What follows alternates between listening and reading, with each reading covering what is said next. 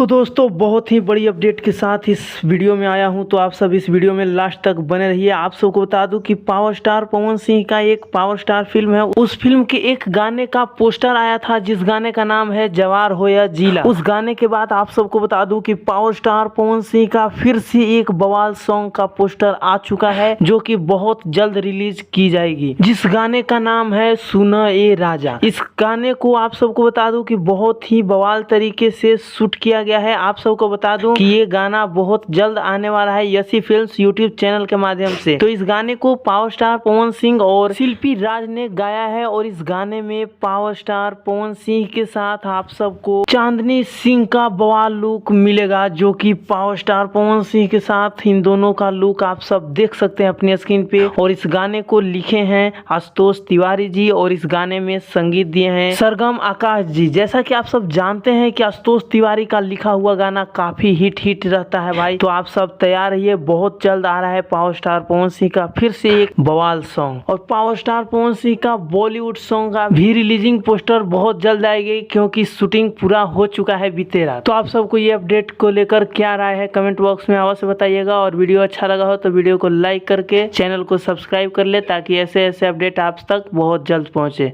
और वीडियो को शेयर करना ना भूलें। धन्यवाद।